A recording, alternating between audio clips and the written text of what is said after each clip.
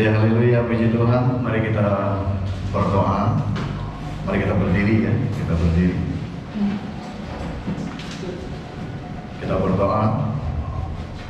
Biar saya pimpin doa yang singkat ini, tapi saya percaya boleh mempersiapkan hati kita untuk mendengar firman-Nya. Haleluya. Bapa yang di surga, pada malam ini ya Tuhan, berdirinya kami berdoa malam ini, karena kami tahu kekuatan yang datang dalam hidup kami datang daripada-Mu ya Bapa. Roh-Mu telah bekerja di dalam kami, memberikan kami kekuatan yang baru, memberikan kami hikmat dan pengertian. Nah, pada hari ini ya Bapa, kami telah dipimpin oleh Roh-Mu untuk berada di tempat ini. Maka kami sudah bersedia untuk mendengar firman. Di saat kami mendengar firman-Mu, kami tidak mendengar hanya dengan bentuk fisikal melalui telinga kami, tetapi kami tahu pendengaran itu harus sampai ke dalam roh kami. Kami coba dan harus tahu bagaimana mau mendengar dari roh kami, melihat dari roh kami, dan hidup dari roh kami. Karena bila kami hidup dalam roh, Roh Kudus akan berkuasa di dalam kami, dan Roh Kudus telah mengalahkan segala roh yang ada di dunia ini. Roh yang ada di dalam Engkau telah mengalahkan dunia ini. Itulah firman-Mu yang kami ingat, Tuhan, bahwa Engkau tak pernah menjadi sia-sia, tetapi Engkau akan hidup di dalam kami, membawa kuasa supaya kami tidak jatuh ke dalam jerat-jerat pencobaan-pencobaan si jahat, tetapi kami akan berjalan bersama-Mu. Di dalam nama Tuhan Yesus Kristus kami berdoa dan mengucap syukur. Haleluya. Amin. Amin. Puji Tuhan.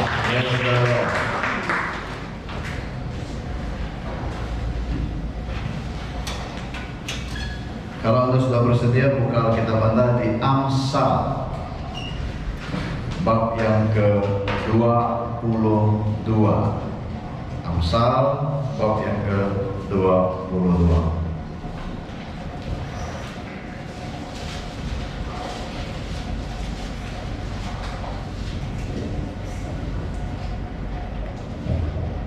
Haleluya. Sudah jumpa, kata amin? Amsal 22 dari ayat yang pertama saya baca. Anda ulang apa yang saya baca ya. Nama baik lebih berharga daripada kekayaan besar. Dikasihi orang lebih baik daripada perak dan emas. Orang kaya dan orang miskin bertemu. Yang membuat mereka semua ialah Tuhan. Kalau orang bijak melihat malapetaka, bersembunyilah ia. Tetapi orang yang tak berpengalaman berjalan terus lalu kena celaka.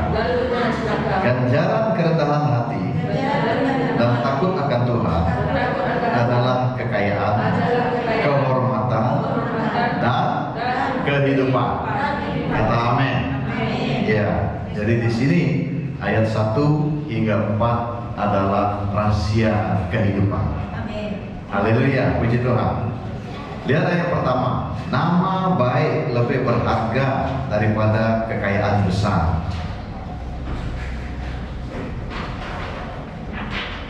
Ini bermaksud ya, kalau orang itu kaya di mata Tuhan, bukan orang banyak harta, bukan orang banyak duit. Oke? Tetapi orang yang membawa image Tuhan di dalam dia. Kata amin. Orang yang berharga, orang yang kaya adalah orang yang ada image Tuhan di dalam dia. Bila ada image Tuhan di dalam dia, dia hidup kudus dan mampu menolak dosa. Sebut, mampu menolak dosa. Kekayaan adalah sama dengan kemampuan. Kalau di dunia ini ada orang mampu beli harta yang mahal, lalu dunia anggap dia kaya. Tapi di mata Tuhan, orang yang kaya adalah orang yang mampu menolak dosa. Paham kata amin?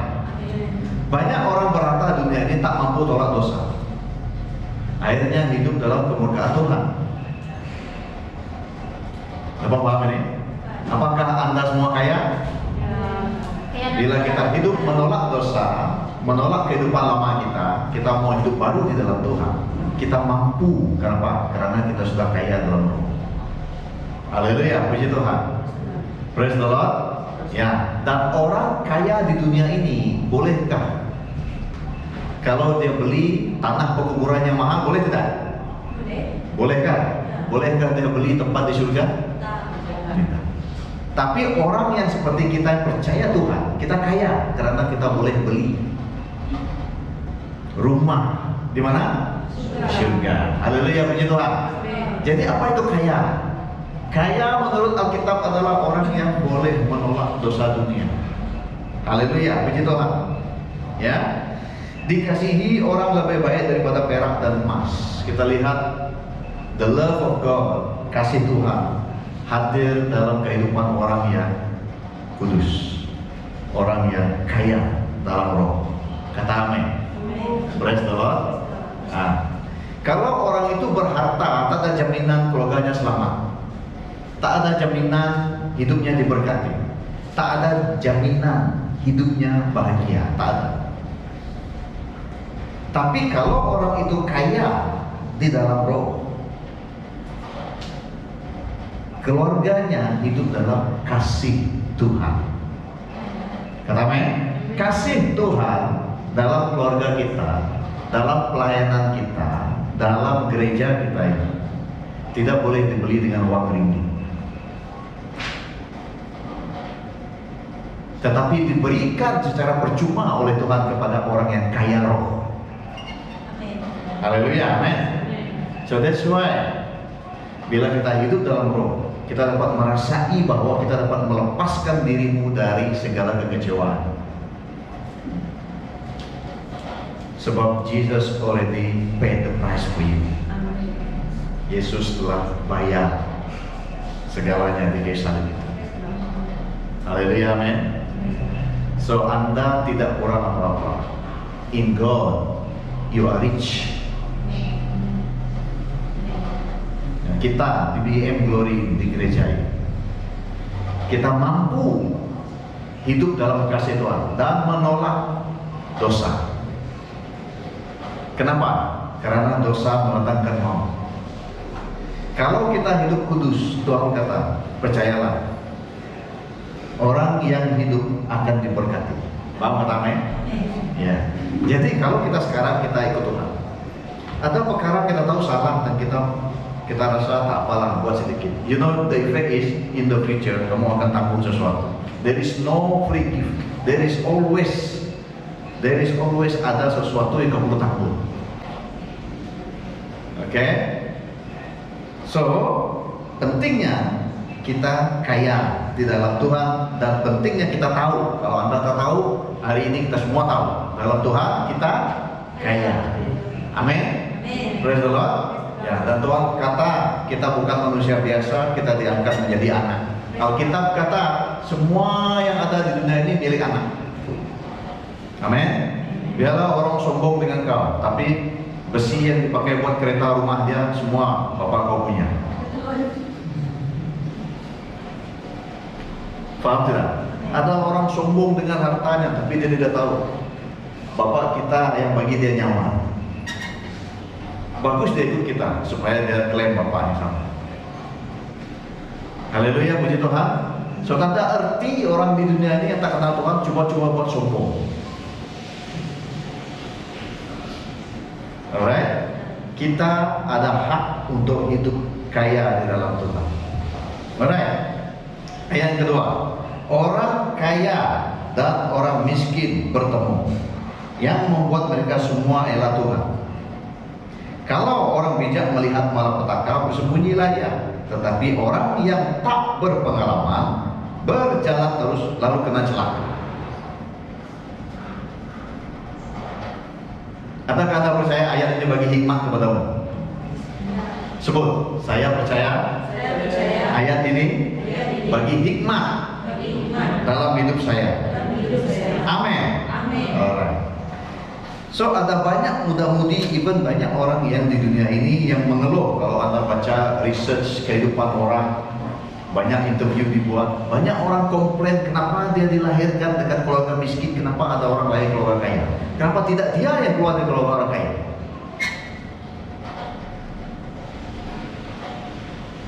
Paham tidak? Banyak orang mengeluh. Banyak orang kata, kenapa saya lahir mau bapak saya tak mampu, kenapa orang lain lahir senang-senang sudah naik Mercedes. So many people are complaining and looking for answer. Ada juga orang kata, kenapa dia ini hidupnya bagus, kenapa saya begini? Kenapa dia ini bercinta, berkenalan, terus kawin itu bahagia, kenapa saya asyik putus?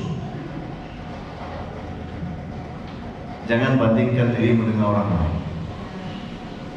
Kenapa dia sudah macam berduit, kenapa saya selalu tak cukup duit di bank? Ya, dan many research, even orang Kristen sendiri di US banyak mengaku bahwa memanglah mereka percaya Tuhan, tapi mereka rasa macam sometimes angry juga, rasa tak puas hati. Ya, tapi at least mereka jujur. Oke, ya, pernah tak kamu terpikir seperti itu? Pernah, tapi saya buka kamu tukar bapak kamu. Oke, ya, jadi kita lihat ya. There is one man of God yang dipakai dengan luar biasa. Dia tidak ada di dunia ini lagi, tapi dia dipakai luar biasa. Dia dari keluarga miskin, tapi ada ministry sehingga dia dilihat sebagai seorang yang boleh memimpin dalam leadership. Dan dia mengajar Alkitab. Oke? Dan dia kata Amsal 22. Keywords yang dia pakai. So saya baca dan saya tanya Roh Kudus dan saya dapati ayat 2 ini ada kaitan. Apa itu? Orang kaya dan orang miskin, semuanya Tuhan yang cipta. Tak ada beza. Yang bezanya ayat 23. Betul tidak? Yang ketiga, kalau orang bijak melihat malapetaka bersembunyi, tetapi orang yang tahu pengalaman berjalan terus lalu kena celaka. So, dengan betul orang kaya atau orang miskin, Tuhan cipta kedua-duanya supaya boleh melihat, itu saja. So, kaya kah miskin kau tak dapat ubah. Yang kau dapat ubah adalah melihat, betul tidak? The way you see things will make you rich. Kau akan kaya dalam roh bila kau tahu bagaimana melihat kehendak Tuhan dalam kehidupanmu. Haleluya, amin. Ya, lihat Bilangan 11 ayat 1 hingga 3. Bilangan 11, buka kita mana? Bilangan 11. Bilangan 11. Oke. Tajuknya api Tuhan. Pada suatu kali bangsa itu bersungut-sungut di hadapan Tuhan tentang nasib buruk mereka. Dan ketika Tuhan mendengarnya, bangkitlah murkanya, kemudian menyalalah api Tuhan di antara mereka yang merajalela di tepi tempat perkemahan. Lalu berteriaklah bangsa itu kepada Musa, dan Musa berdoa kepada Tuhan, maka padamlah api itu.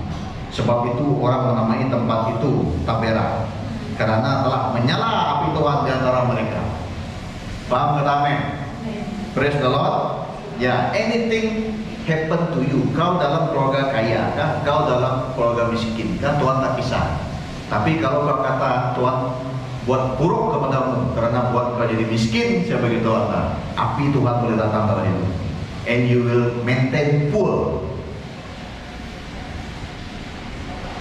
Kedua, hidup ini Tuhan sudah tentukan. Kalau kita ikut Tuhan, Tuhan kata hidupmu diberkati. Tapi bila kau tahu ada Tuhan, kau tak mau ikut, kau seperti memberontak. Walaupun kau banyak harta, you will never feel satisfaction. Kau takkan bahagia. Karena kebahagiaan hanya datang dari Tuhan. Paham? Jadi kamu paham sekarang kenapa orang yang dikatakan dunia berjaya, sudah glamour, apa semua bunuh diri? Banyak yang bunuh diri, paham sudah? Ya. Sebab kalau engkau bersungut-sungut di hadapan Tuhan, kau kata, Tuhan, kenapa hidup saya macam ini? Salah Tuhan kan? Yesus lahir macam mana? Terus lahir jadi anak Herod kan? Tidak jadi anak Raja Herod, dia jadi anak tukang kayu, cukuplah. Sebab dia mau buktikan kita rakyat biasa hidup walaupun dari kemiskinan, kita boleh hidup bawa impak dalam kehidupan orang lain.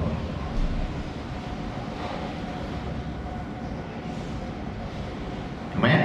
It is the only way how you see your life. Kalau kau lihat hidup kau sungut-sungut, api Tuhan datang.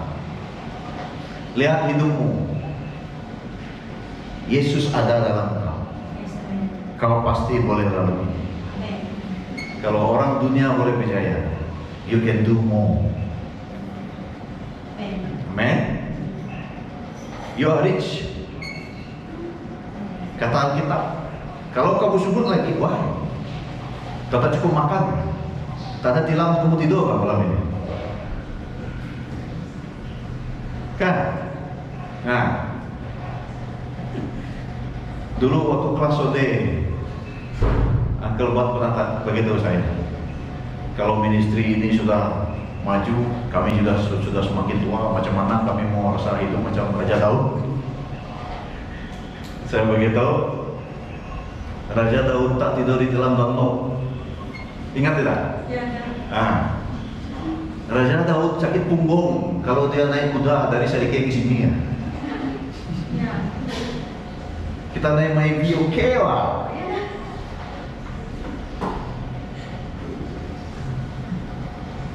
Paham tidak? Tapi wah kau tak puas hati sebab kau banding dirimu dengan orang lain. Coba kau tanya Tuhan, apakah kau tak cukup? Cukup, cuma keinginanmu. Amin. Praise the Lord. Puji Tuhan. Oke, jadi keinginan ini boleh dikawal bila ada kuasa Tuhan. Paham kata amin? Amin, praise the Lord. Bilangan 12. Tadi 11, buka bilangan 12.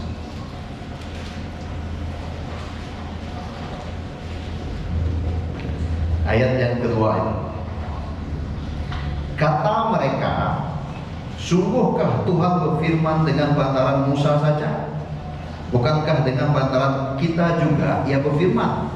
Dan kedengaranlah hal itu kepada Tuhan. Oke. Dan ayat yang ke-15 itu. Jadi dikucilkanlah Miriam keluar tempat perkemahan 7 hari lamanya, dan bangsa itu tidak berangkat sebelum Miriam diterima kembali. Kemudian berangkatlah mereka dari Hezrot dan berkemah di padang gurun Paran. Kamu tahu cerita ini? Cerita ini adalah Musa, kakaknya nama Miriam, dan abang dia bernama Harun. Tuhan sudah pilih Musa untuk memimpin, tapi Miriam kata dia dengan Harun juga mendengar suara Tuhan. Perlukah kita all the time dengar Musa saja? Macam Musa seorang saja boleh dengar suara Tuhan.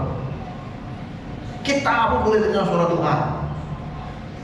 Lalu dia tak puas hati dengan Musa. Apa yang Tuhan buat? Kamu bertiga keluar. Terus mereka berdiri di depan Tuhan. 3. Apa jadi? Api Tuhan datang, angkat Miriam, terus kena kusta. Putih kulitnya semua, kusta. Musa berdoa dan Tuhan kata 7 hari dia akan sembuh. Lepas 7 hari siapa yang bertobat itu dia bertumbuh dan mereka tidak pertikaikan Musa. Karena Tuhan sendiri beritahu ayat ketiga itu, adapun Musa adalah seorang yang sangat lemah, lembut hatinya, lebih dari setiap manusia yang ada di atas muka bumi. So God judge us by our heart. Kata amin. Kata amin.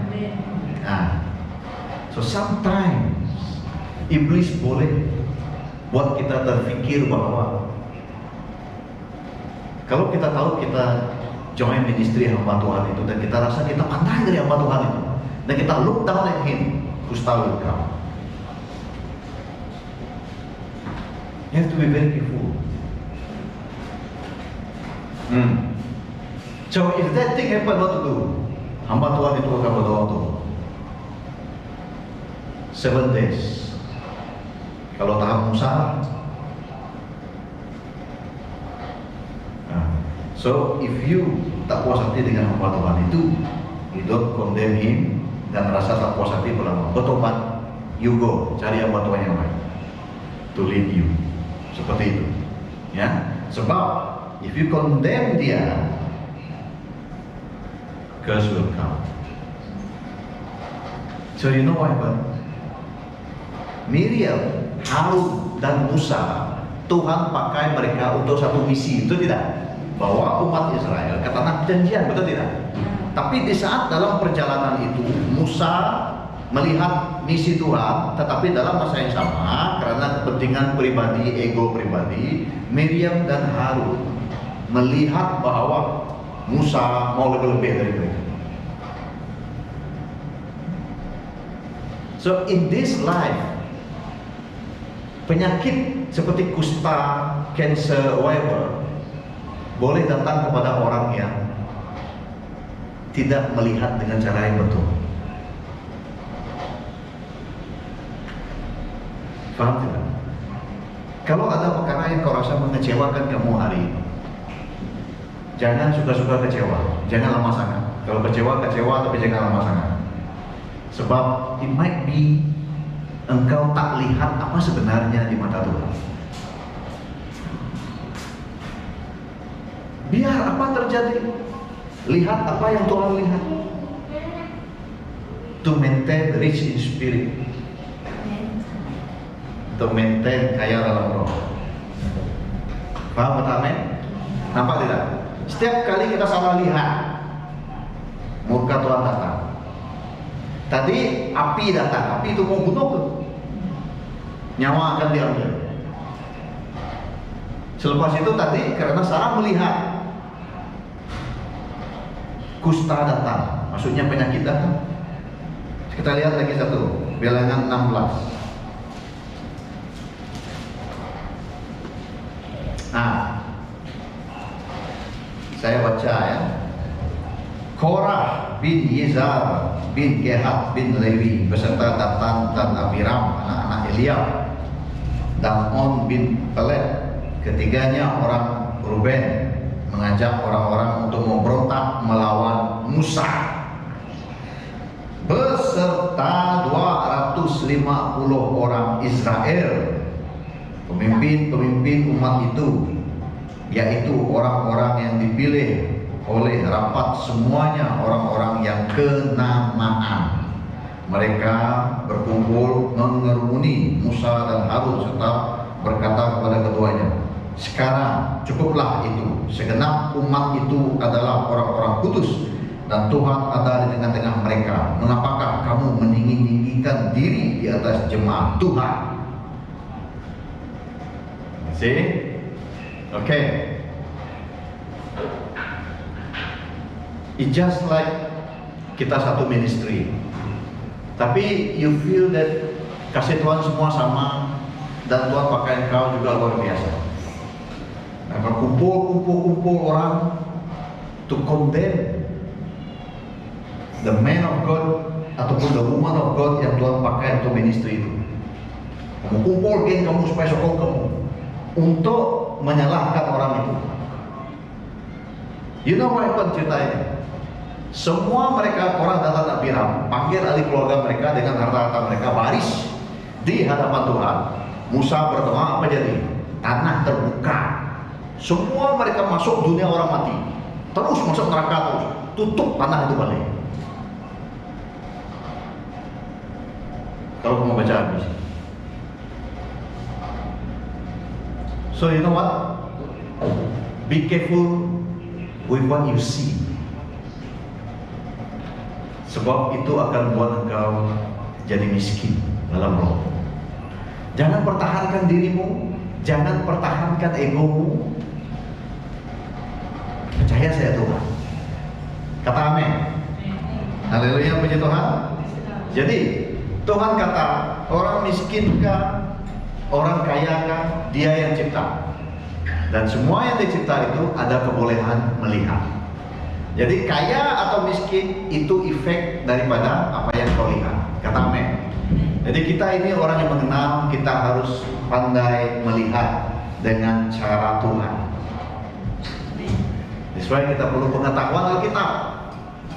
Haleluya, puji Tuhan. Ya. Sebab siapa lagi yang boleh menjamin masa depan? Satu Tuhan, dua dirimu sendiri. Betul tidak? Kalau kau tak ambil keputusan untuk bertobat hari ini, untuk ikut Tuhan, untuk percaya kepada Dia, kamu akan rugi. This is the time. Baik kita di sini, baik kita yang online, semua harus tahu bahwa Tuhan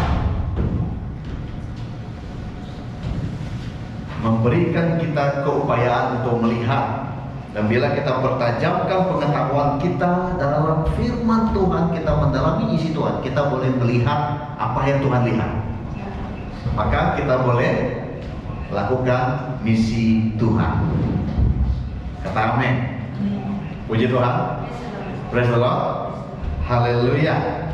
Jadi be careful bila kita melayani Tuhan. Be careful bila kita hidup di rumah, di tempat kerja, banyak mata-mata melihat. Tapi Tuhan mau kita ada image Dia. Haleluya, amin. Amin. Percayakah kamu bila kamu dengar firman yang disampaikan malam ini, rohmu diubati? Yes. Rohmu dapat melihat hikmat dan pengertian? Yes. Ya, amin. Ya, maukah Anda ubah caramu melihat sekarang? Yes, Mama. Sebab itulah penentu masa depanmu. Oke? Dan apa yang Anda perlu lihat? Tengok Amsal itu 22 itu lagi, ini yang terakhir ya. Amsal 22.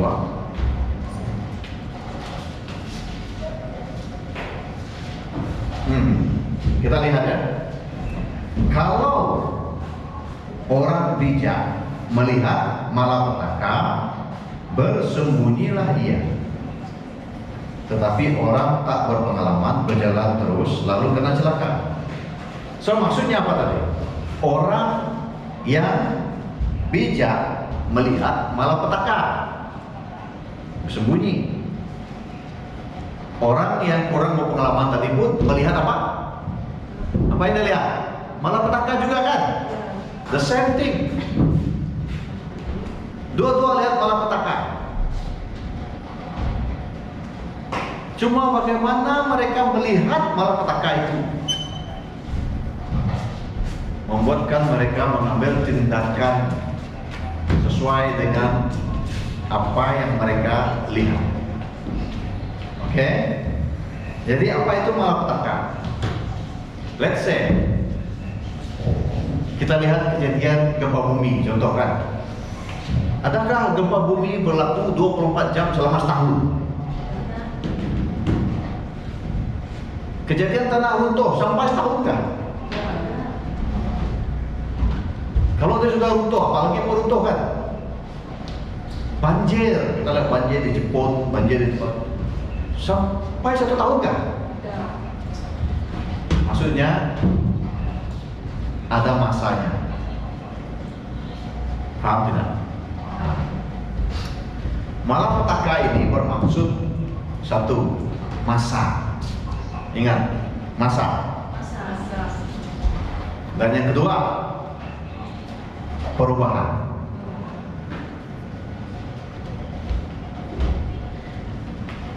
Kalau malapetaka terjadi, dia akan terjadi waktu berapa, hari berapa, tarikh berapa lama. Ikut waktunya. Oke? Yang kedua, bila malapetaka terjadi, perubahan juga akan terjadi. Paham tidak? So there are two factors. One, time, masa. Dua, change, perubahan. Two factor. Dengan betul ya, kita sebagai manusia, kita tidak dapat memberhentikan masa. Masa tetap berjalan. Yang kedua, kita sebagai manusia tidak dapat memberhentikan perubahan. Kalau Tuhan kata kita semakin tua, kau tak dapat stop. Kalau Tuhan kata bulan depan 2024, kau tak dapat stop. Pergi balik tahun 98, tidak dapat. You cannot stop it. So what you do? Sebab these two things akan menentukan masa depanmu. So what you do? You cannot stop them. You only can manage them. Paham kata amin? Kau tak dapat berhentikan masa, kau tak dapat berhentikan perubahan. So if you mau dipakai Tuhan dengan luar biasa, mau hidupmu diubah menjadi lebih baik, mau dapat kehidupan yang lebih baik, kau harus tahu menguruskan masa dan perubahan. Amin. Haleluya. Ya. Saya lihat, mari kita buka Yeremia 29. Yeremia bab yang ke-29.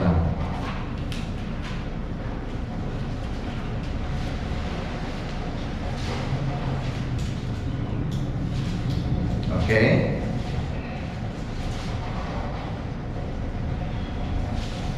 Ceritanya begini.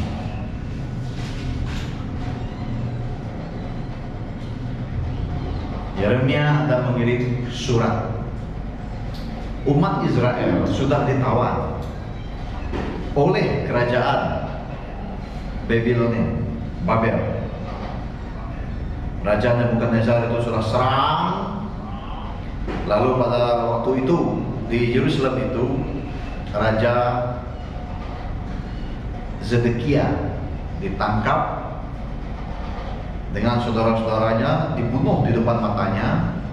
Selepas semua sanak saudaranya dibunuh di depan matanya, dan mata Raja Zedekia dibutakan.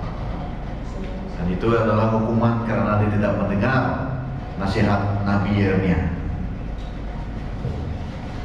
Dan Yeremia, Nebukadnezar, raja itu tak dapat buat apa-apa terhadap dia. Dia dibebaskan begitu saja. Karena mereka juga takut kuasa Tuhan yang menyertai Nabi Yeremia. Mereka takut menerima ke satu perkara yang jahat. Ya. Jadi selepas itu Yeremia dari Yerusalem kirim surat kepada umat Israel di Babylon. Waktu itu mereka tinggal by the river of Babylon. Oke? Mereka di sana by the river of Babylon. Mereka di sana. Jadi the river itu mereka pikir mereka mau mati saja. Mereka pikir Tuhan hantar kami balik, merayu pada Tuhan, Tuhan hantar kami balik ke Yerusalem. Tuhan kami bertobat, hantar kami balik ke Yerusalem. Tuhan hantar kami balik ke Yerusalem every day. Bertahun-tahun jadi ada yang mati begitu saja di sana. Ada yang pergi sana jadi sakit, tidak produktif, mati saja. Ada yang tak mau makan, merajok dengan Tuhan, mati sana. Ada orang mengutuk Tuhan di sana karena sudah hilang apa yang mereka ada di Yerusalem. Kebun-kebun mereka dulu, musik yang mereka main, waktu mereka enjoy di Yerusalem dulu, tidak dapat dimain lagi di tepi sungai Babylon itu. So lagu By the River of Babylon itu mengingatkan kita bahwa betapa sengsaranya mereka. Kenapa? Karena malapetaka itu. Malapetaka mereka telah ditawan. Oke, kenapa tidak? Bila mereka ditawan, Tuhan kata mereka akan ditawan 70 tahun. Tapi banyak mereka merayu kepada Tuhan. Bila mereka kena tawan hari ini, mereka mau besok Tuhan kembalikan kami ke Yerusalem. Minggu depan Tuhan, bulan depan Tuhan. Sudah diberitahu oleh para nabi 70 tahun. Oke? Jadi kamu paham kesengsaraan mereka? Dan mereka berdoa kepada Tuhan pada waktu itu yang tinggal dengan mereka. Ada seorang nabi yang namanya Yezekiel. Jadi Yeremia dari Yerusalem, Yezekiel di tempat pembuangan hidup dengan mereka. Di istana raja ada Daniel. Paham tidak? 3 nabi. Yeremia Yerusalem, Yezekiel tempat pembuangan itu, di istana Daniel. Nah, semua mereka dipakai luar biasa. Tapi tidak semudah yang kita sangka. Dan waktu mereka itu, kita kembali kepada malapetaka. Malapetaka itu adalah mereka ditawan dari Yerusalem pergi ke Babylon itu. Itu terjadi ada waktunya, betul tidak? Dan waktu mereka akan kembali selama berapa tahun? Sudah Tuhan begitu berapa waktu? Bolehkah kita ubah waktu Tuhan? Tidak boleh. Dan selepas itu perubahan terjadi, betul tidak? Perkara yang kedua, perubahan. Tadi senang, ada kebun anggur apa semua. Sekarang kena tawan, kebun anggur tak ada. Mau makan apa? Tinggal di tempat pembuangan, mau jadi apa di sana? Mau pelihara apa? Mau makan apa? Jadi hamba kepada kerajaan Babel. Apa boleh dibuat? So, kebanyakan mereka mati dengan sia-sia. Tetapi orang yang hidup dengan Tuhan, mereka tahu 2 perkara ini: masa dengan perubahan. Tahu tidak? Apa yang mereka buat? Dengar kata Tuhan, ya, ayat 4 itu. Tuhan kata begini, beginilah firman Tuhan semesta alam, Yeremia 29 ayat 4, Allah Israel, kepada semua orang buangan yang diangkut ke dalam pembuangan dari Yerusalem ke Babel. Dirikanlah rumah untuk kamu diami, buatlah kebun untuk kamu nikmati hasilnya. Ambillah istri untuk memperanakan anak laki-laki dan perempuan. Ambillah istri bagi anakmu laki-laki dan carilah suami bagi anakmu perempuan, supaya mereka melahirkan anak laki-laki dan perempuan, agar di sana kamu bertambah banyak dan jangan berkurang. Usahakanlah kesejahteraan kota kemana kamu aku buang, dan berdoalah untuk kota itu kepada Tuhan, sebab kesejahteraannya adalah kesejahteraanmu. Kata amin. Paham tidak? Mereka kata Tuhan mau balik Yerusalem sebab tak mau berubah. Mereka kata Tuhan kenapa ini jadi? Kenapa? Mempersalahkan masa dan perubahan. Tapi Tuhan kata, dimanapun kau berada, bila kau hidup di sana, kau boleh berkebun, beranak pinak, berdoa di sana supaya tempat itu sejahtera. Hidupmu akan jadi sejahtera. Tuhan mau kita know how to manage time and change. These 2 factor, masa dan perubahan. Amen. You cannot stop time, you cannot stop change. You only can manage time and change. Haleluya. Amin. Dan bagaimana engkau melihat masa dan perubahan, bagaimana engkau manage masa dan perubahanmu, ini akan menjanjikan masa depan. Haleluya, puji Tuhan. Jadi kalau Anda rasa malas ke gereja, tapi Anda paksa dirimu come to church to learn, seperti malam ini, kau telah guna masa yang bagus. Masa depan maka jadi baik. Tuhan tak pernah, malah kita kata, kamu tak perlu tanya Tuhan, Tuhan boleh, saya perlu datang ke gereja ke hari ini. Kenapa kamu mau tanya? Sudah Tuhan suruh kamu datang. Sebab apa? Once kamu sudah datang, bila kamu dengar misalnya seperti ini, kita dengar apa yang Tuhan mau cakap dengan kita, you will change your life. Kau tak buang masa. Amin. Kalau cuaca bagus, cuaca hujan enggak, perubahan ada. You must know how to manage it. Amen? Ya. Kenapa? Kalau biasanya cuma apa yang penting bagimu itulah masa depan. Kenapa? Kalau kau rasa Tuhan sangat penting sehingga kau percaya Tuhan boleh ubah masa depanmu, kau akan manage your time and perubahan itu dengan hikmat yang Tuhan beri. Tapi bila kau rasa pergi gereja tak berapa penting berbanding kerjamu, sebab itu kalau kau turun kerja ataupun bos kau marah kau tak datang kerja, hari hujan ke apa ke kau datang saja sampai ke datang office, sebab kau rasa penting. But between you and God, hanya Tuhan tahu bagaimana pentingnya Tuhan dalam hidupmu. So that's why Tuhan melihat, walaupun engkau perlu ambil waktu to come to church untuk dengar firman-Nya, tapi dari waktu engkau datang Tuhan kira your time change. Kata amin.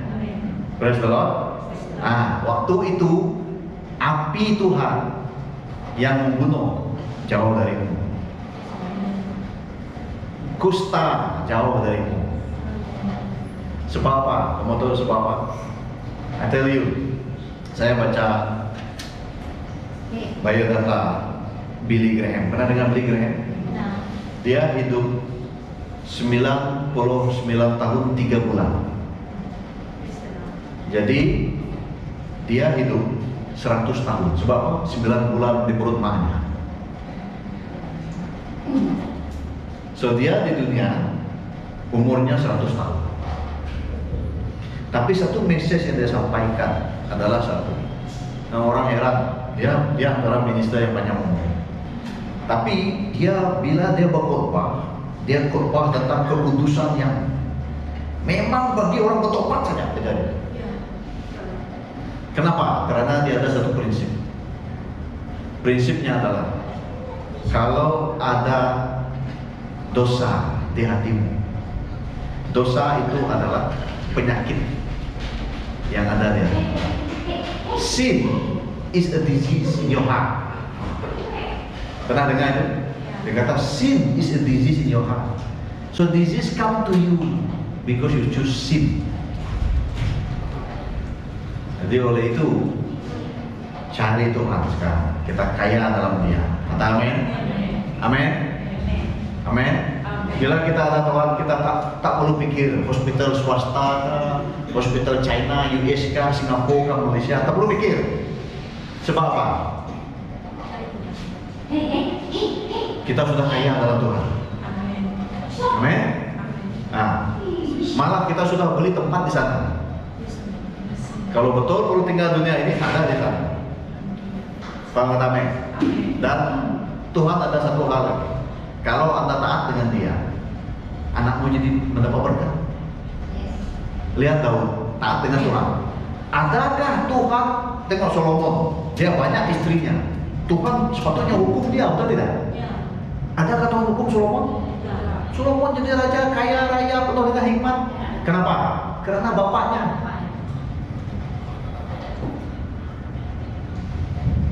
Tapi Tuhan kata, Kalau mau baca Alkitab, aku tak akan datang apa-apa kepadamu sebab janjiku kepada bapamu Daud. Tapi anakmu nanti akan kena.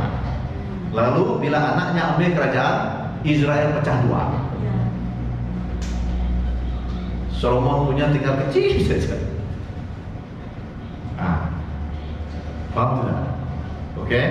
So, kalau kau sayang anakmu, jangan bagi rumah, kereta, duit banyak-banyak.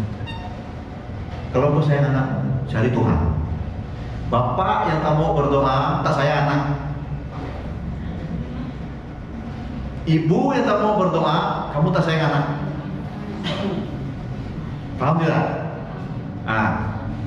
Kalau engkau mau sayang keluargamu, berdoa. Amin. Praise the Lord. Sebab apa?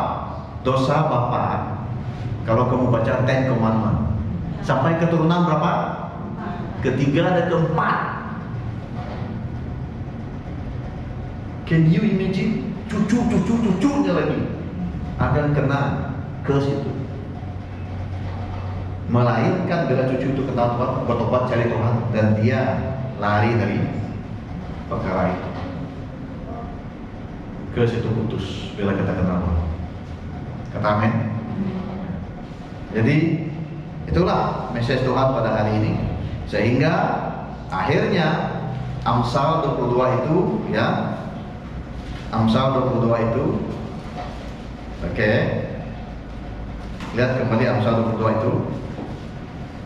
Ganjaran kerendahan hati dan takut akan Tuhan adalah, sebut, kekayaan, kehormatan, dan kehidupan. Kata amin.